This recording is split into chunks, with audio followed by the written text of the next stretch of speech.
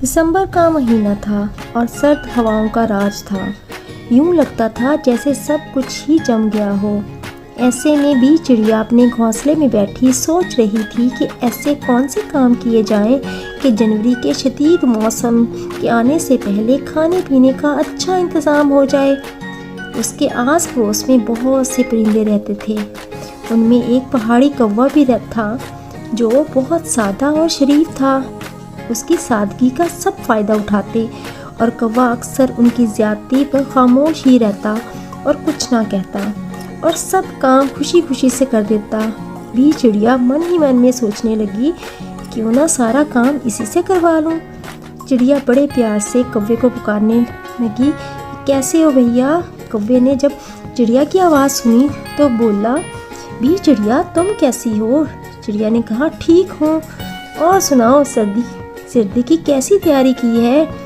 कौवा बोला, सोच रहा हूँ कि कुछ खाना तलाश कर लूँ, आने वाले वक्त में बहुत ही सर्दी होगी।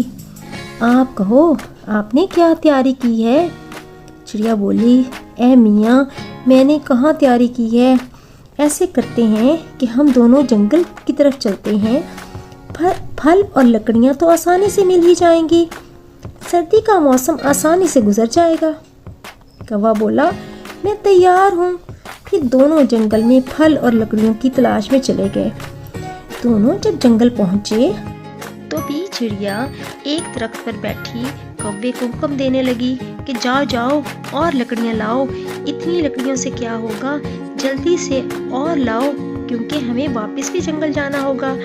जब अच्छी खासी लकड़ियाँ जमा हो गईं तो उसको 2 हिस्सों में बांट दिया गया। खुद छोटा गट्ठा और कौवे को बड़ा गट्ठा थमा दिया और कहा, दोनों घर की तरफ चलते हैं। घर पहुंचकर भी चिड़िया बोली, हम तो पड़ोसी हैं, क्यों ना ये लकड़ियाँ मेरे घर रख दें, यहाँ से ही इस्तेमाल कर लिया करेंगे। कौवा इस बात को मान गया।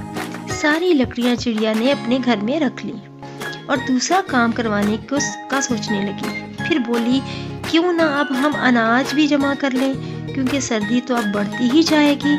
थोड़ा अनाज तो मेरे पास है, मगर हमें और भी जमा कर लेना चाहिए। पहले कुछ खा लेते हैं, फिर अनाज लेने चलते हैं। चिड़िया ने कौवे को अनाज के चंद दाने दिए। खाने के बाद चिड़िया बोली, कौवे मियाँ, मैंने अनाज मुश्किल से जमा किया है, तुम तो जानते ही हो हमारे पड़ोसी कैसे हैं। अगर हमारा अनाज चोरी हो गया तो मुश्किल हो जाएगी। तुम ऐसा करो, आज तुम अनाज की तलाश में अकेले ही जाओ, मैं घर में अनाज की हिफाजत करूंगी। कौवा बेचारा सीधा साधा और भोला भाला था, इसलिए साथ वाले गांव में अनाज लेने चल पड़ा। जंगल के बाहर ही एक छोटा सा गांव था। वहां के खेतों में छलियां लगी हुई थी। कौवे ने एक छली तोड़ी और उड़ गया।